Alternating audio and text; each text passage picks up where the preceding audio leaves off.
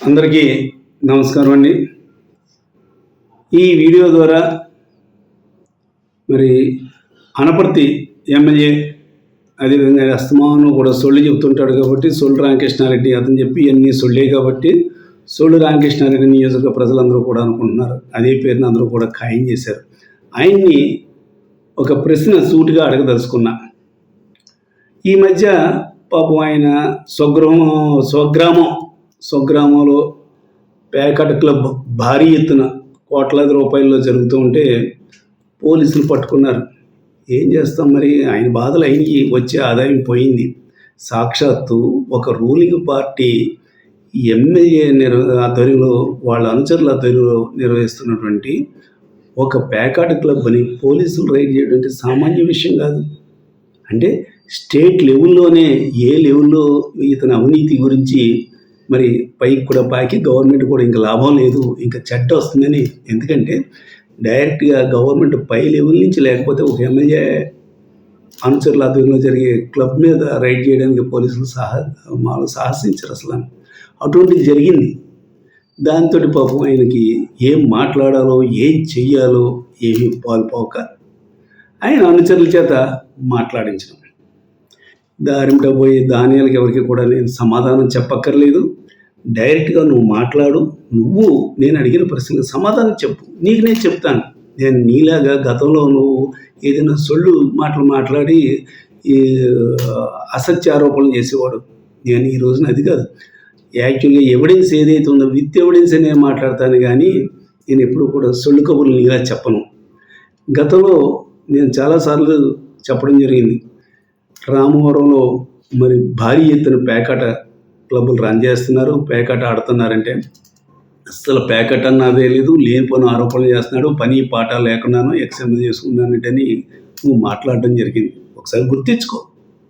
ఈ రోజున నేను ఏమైతే చెప్పానో అవన్నీ కూడా వాస్తవాలని నిరూపణని డైరెక్ట్గా పోలీస్ అధికారులు రైడ్ చేశారు. ఇంకంతకంటే సిగ్గే ఉంది. అంతేకాకుండా ఈ మధ్య ఏదో 2 ప్రెస్ మీట్లు పెట్టించాం. అందులో నీ అనుచరుడు ఒక అతను మాట్లాడుతూ నా పైన ఆఖరికి మా అబ్బాయి పైన కూడా ఏదో విమర్శలు చేయించుకో, నువ్వు 100 చేయించుకున్నా మాకేం కాదు. కానీ నీకు ఒక విషయం సలహా ఇస్తున్నాను. రాయమండ్రిలో హాస్పిటల్ కట్టించాం కరెక్టే, నీలాగా బ్యాంకులు ఎగ్గొట్టేవి కాదు. మేము బ్యాంక్ లోన్ తీసుకుని సుమారు 10 కోట్లు లోన్ తీసుకుని మేము కట్టుకున్నాం. అంతేగాని నీలాగా బ్యాంకులకి ప్రజలకి డబ్బులు ఎగ్గొట్టి కాదు, ఉన్నంతలో మేము చేసుకుంటాం. అంతేగాని నీలాగా ప్రజలను మోసం చెయ్యం. అది కూడా హాస్పిటల్ కూడా స్పెషాలిటీ కూడా నీకు బాగా తెలుసు. నీలాంటి పేషెంట్ల గురించే నువ్వు ఒకసారి చెప్పావు కదా, ప్రతి 4 గంటలకి కడ్డీ అని. ఆ కడ్డీలు అయ్యేసి హాస్పిటల్ అది. ఒకవేళ నీకు ఆ ఫోర్స్ నువ్వు వెళ్ళినా కూడా నీ తెగులు తగ్గదనుకో, భగవంతుడు వేసిన శిక్ష. మేమెవరో వేసేది కాదు, మేమెవరో తీర్చిది కాదు. దాని గురించి నువ్వు తనపైన నాపైన నువ్వు ఉడికిపోయి మాట్లాడించడం అంటే ఎంతవరకు సమంజసం? ఇది ఒకసారి ఆలోచించు. ఎవరు ఏం చేయలేము.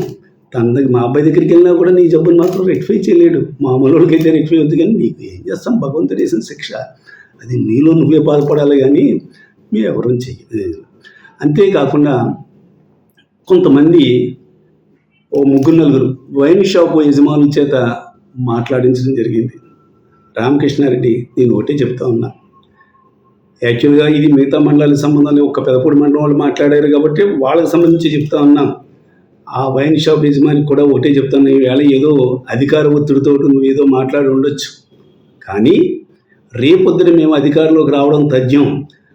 ఎవరైతే ఈవేళ అసత్య ఆరోపణలు చేశారో వాళ్ళు ఏ రకంగా మరి అక్రమార్జన అంటే దొంగ వ్యాపారాలు చేస్తున్నారో అటువంటి వాళ్ళనందరినీ కూడా కట్టడి చేస్తాం. ఈ రోజున మరి ఎవరైతే వైన్ షాప్ యజమానులు ఉన్నారో వాళ్ళు మాట్లాడిన దానికి నేను ఒకటి చెప్తా ఉన్నా.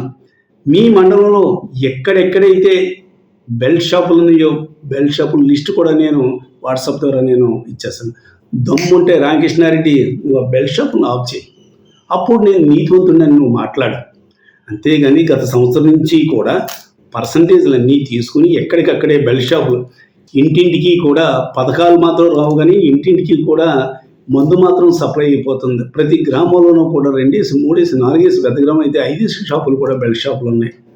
నీకు దమ్ము ఉంటే నువ్వు వాళ్ళ చేత వీళ్ళ చేత మాట్లాడించడం కాదు, బెల్ట్ షాపులు కట్టడి చేయించు. అంతేకాకుండా మీ నాయకుడి దగ్గర కూడా వెళ్ళి పోరాడు. ఎలక్షన్ ముందు ఏం చెప్పాడు? నాణ్యమైన ఏదో మందుని అతి చౌకగా నేను అమ్మేస్తానన్నాడు. ఈ రోజున ఏం చేస్తున్నారో మీ నాయకుడి మీద దెబ్బలాడు, చంద్రబాబు నాయుడు మీద. ఎలక్షన్ ముందు అతను ఏం చెప్పాడు, ఇప్పుడు ఏం చేస్తున్నాడు? అంతేగాని చౌకబారు మాటలు కాదు. అంతేకాకుండా ఈ వైన్ షాప్ యజమానులకు కూడా ఒకటే చెప్తున్నాను, మీరు అక్రమాలకు పాల్పడితే తప్పనిసరిగా రామకృష్ణారెడ్డికి మీరు సపోర్ట్గా వచ్చారు. మీకు సంబంధం లేని విషయం, మీరు ఏదో వ్యాపారాలు చేసుకుంటున్నారు దొడ్డిదారిన, అయినా మీ జోలికి రాలేదు. ఇక నుంచి మీ బెల్ట్ షాపులు ఎక్కడెక్కడైతే ఉన్నాయో తప్పనిసరిగా వాటిపైన కూడా మేము పోరాడతాం. ఈవేళ లిస్టు కూడా ఏ గ్రామంలో ఏ సెంటర్లో ఈ బెల్ట్ షాపుల మీద లిస్టు కూడా ఇచ్చేస్తున్నాం. వాళ్ళ పేర్లు కూడా అధికారులకు పంపించడం జరుగుతుంది. నీకు దమ్ముంటే రామకృష్ణారెడ్డి బెల్ట్ షాపులు ఆఫ్ చేయి, అప్పుడు మాట్లాడు. అంతేగాని ఇటువంటి చౌకబారు ప్రకటనలు వాళ్ళ చేత వీళ్ళ చేత మాట్లాడించకుండా నిజంగా నీకు దమ్ముంటే నువ్వు సమాధానాలు చెప్పు.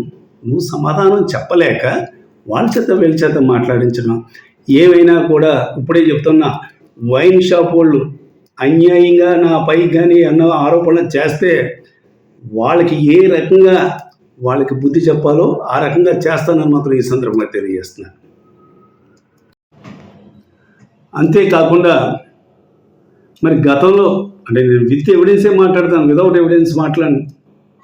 గతంలో మరి నీకు డబ్బులు నువ్వు ఏ రకంగా వాళ్ళని డిమాండ్ చేసావో, నీకు ఏ రకంగా ఇచ్చాడో స్వయాన మరి ఎవరైతే రంగంపేట మండలంలో షాపులు పాడుకున్నాడో ఆ వ్యక్తే మరి ఇచ్చిన స్టేట్మెంట్ను కూడా నా వీడియోతో జత చేస్తాను. ఒకసారి గతాన్ని గుర్తించుకో. డబ్బులు ఇస్తేనేమో చేపలు పులుసేసి పెట్టారట భోజనం, డబ్బులు ఇవ్వకపోతేమో టీ నీళ్ళు కూడా ఇవ్వలేదట. అది నీ పరిస్థితి, నీ ఇంటి దగ్గర ఉండే గౌరవం. ఒక్కసారి గతాన్ని కూడా గుర్తు తెచ్చుకో. అందుగురించి గుర్తు తెచ్చుకుంటాను ఉద్దేశంతో ఆ వీడియోను కూడా నా వీడియో చివరిలో ఆ వీడియోను కూడా పెడుతున్నాను, ఒకసారి చూడు. మాది ప్రతిపాడు గ్రామం, మాది ఈస్ట్ గోదావరి డిస్ట్రిక్ట్. మా అత్తగారి రంగంపేట గ్రామం. నేను ఇంచుమించు ఒక 15 సంవత్సరాల నుంచి లిక్కర్ ఫీల్డ్లో ఉన్నాను. నేను బ్రాండీ షాపులో వ్యాపారం చేసేవాడిని. అప్పట్లో 2014 నుంచి 2019 వరకు కూడా ఈ రంగంపేట వడిసేరు గ్రామాల్లో బ్రాండీ షాపులు నేను మెయింటైన్ చేశాను. నేను బ్రాండీ షాపులు నడపడం జరిగింది. నాతో పాటు రంగంపేట గ్రామంలో రామకృష్ణ జగన్ ఆయన వడిసేరు షాప్ నేను, నా పేరు ధారాధర్ బాబు, నేను మెయింటైన్ చేయడం జరిగింది. ఆ టైంలో 2014లో మన దురదృష్టమైన కాలం ఏంటో తెలియదు. అంతకుముందు నుంచి కూడా నేను చాలాసార్లు వ్యాపారం చేశాను చాలా గవర్నమెంట్లో. కానీ చాలామంది ఎమ్మెల్యేలు చాలా చోట్ల నేను వ్యాపారం చేశాను. నేను ప్రతిపాడు నియోజకవర్గం, జగంపేట నియోజకవర్గం, పెద్దాపు నియోజకవర్గం, ఈ నియోజకవర్గంలో కూడా చేశాను నేను. కాకపోతే విశ్వ సంస్కృతికి 2014 సంవత్సరంలో తీసుకొచ్చిన ఘనత ఎవరికైనా ఉందంటే ఒక్క అనపర్తి ఎమ్మెల్యే, అప్పట్లో పనిచేసిన అనపర్తి ఎమ్మెల్యే రామకృష్ణ, నల్లమిల్లి రామకృష్ణారెడ్డి. ఎందుకంటే ఆ సంస్కృతి ఏంటంటే ఆయన షాప్కి ఎంత కట్టండి, మీరు మాకు డబ్బులు ఎలాగ వస్తాయంటే షాప్కి ఎంత కట్టండి అంటే నువ్వు లూజులో నెక్స్ట్ నీళ్ళు కలిపేసుకో లేదా బాడికి కలిపేసుకో, నీ షాప్ దగ్గరికి ఎవరు రాడు, నాకు 2 లక్షలు పర్ ఇయర్. ఇంత దారుణంగా బహిర్గతంగా ఇంత దారుణంగా నాతో పాటు రామకృష్ణ జగాలు కూడా రోజు ఆయన వచ్చాడు ఎమ్మెల్యే గారింటికి. అప్పుడు ఎమ్మెల్యే రామకృష్ణారెడ్డి గారి ఇంటికి వచ్చినప్పుడు ఆయన ఏం మాట్లాడాడు, ఆయన మా ప్రతిపాడు నియోజకవర్గంలో ఎవరు డబ్బులు తీసుకుంటలేదండి, జగ్గంపేట నియోజకవర్గంలో ఎవరు డబ్బులు తీసుకుంటలేదు, మీరేంటంటే ఇక్కడ అని చెప్పేసి అడిగితే మా మీద కోప్పడి, ప్రతిపాడులో మీకు కొండలు ఉన్నాయి తినేనాక, మీకు మీ మైన్స్ వ్యాపారాలు గట్రా ఉన్నాయి, అక్కడ ఎమ్మెల్యేలు కాళ్ళు ఇస్తారు, ఇక్కడ మాకు ఏమన్నా కావాలేదు, మీరు బ్యారీ షాపుల్లో పెట్రోల్ బంకులు ఇచ్చిన డబ్బులతో నేను బతకాలని చెప్పేసి చాలా దారుణంగా ప్రజాపతిగా కాకుండా చాలా దారుణంగా మాట్లాడాడు ఆయన. ఆ రోజు మేము ఎన్నో బాధలు పడ్డాం, మేము డబ్బులు ఇవ్వనన్నాం, ఇవ్వనని మేము వచ్చేస్తే అప్పుడు వాళ్ళ బామ్మడిది బాబులట, ఆ బాబులన్న అతను వాళ్ళ బామ్మడిది, నాకు తెలియదు వాళ్ళ బామ్మడిది, ఆయనతో బతిమలుకోమన్నాడు. ఆయనతో మాడుకోమంటే 1 లక్ష రూపాయలు ఇస్తామని అన్నాను. ఎట్టి పరిస్థితిలో కుదరదన్నాడు. మేము వెనక్కి వచ్చాం. వెనక్కి వచ్చి ఎక్సైజ్ అధికారులను పంపించి మా షాప్ మీద రైలు చేయించి ఇష్టం వచ్చినట్టుని అసలు తప్పునా లేకపోయినా సరే షాప్ టైమింగ్స్ కట్టేయండి, నానా బాధలు పెట్టాడు మా వ్యాపారం. పెట్టిన తర్వాత మొట్టమొదటి రోజు మేము ఆయన ఇంటికి వెళ్ళినప్పుడు, ఆయన స్వగృహానికి వెళ్ళినప్పుడు రామకృష్ణారెడ్డి గారు ఆ రోజు ఆయన మాకు కనీసం టీ కూడా ఇవ్వలేదు. అటువంటి వాటికి ఈ రంగంపేట మండలంలో 4 షాపులకి 4 రోజులు 8 లక్షల రూపాయలు పట్టుకుని బ్యాగ్లో పెట్టుకుని వెళ్ళిన తర్వాత బామ్మడిది బాబులు, అతని పేరు బాబులు అనేవారు అప్పుడు. మరి అప్పుడు 8 లక్షల రూపాయలు పట్టుకుని జాంకుజ్జగాలు నేను వెళ్ళిన తర్వాత చేపల కూరతో భోజనం చేయండి అన్నాడు ఆయన. మా ఇంట్లో చేపల కూర చాలా బాగుంది, చేప వేసుకుని భోజనం చేయండి అన్నాడు ఆయన. అంటే అప్పుడే నాకు అర్థమైంది, మాకు చేప ముక్కెట్టిన పెద్ద అవినీతి తిమ్మంగళం ఇది ఈ రామకృష్ణారెడ్డి అతను అని చెప్పేసి నాకు ఆ రోజు అర్థమైంది.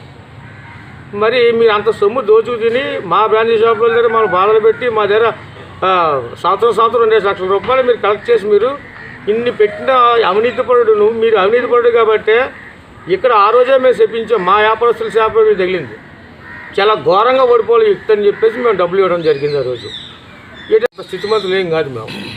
కానీ మరి ఆ రోజే ఈ ప్రజలు అతను ఓడించిన రోజు మేము చాలా సంతోషించాం. ప్రజలు మంచి పని చేశారు. 55,000 మ్యాట్రితో డాక్టర్ గారిని ఎక్కించారు. ఎందుకంటే అక్కడ డాక్టర్ గారు అన్న అతను మీ ప్రాంతంలో వ్యాపారం చేసాం కాబట్టి మేము చెప్తున్నాం, 10 రూపాయలకి వైద్యం చేసే డాక్టర్ ఎవరైనా ఉన్నారంటే నాకు తెలిసిన హిస్టరీలో రూపాయి డాక్టర్కి అక్కడ రాజశేఖర రెడ్డి గారు ఉన్నారు, 10 రూపాయల డాక్టర్కి ఇక్కడ ఇప్పుడు ప్రస్తుత అనపర్తి ఎమ్మెల్యే సత్యనారాయణ రెడ్డి గారు ఉన్నారు.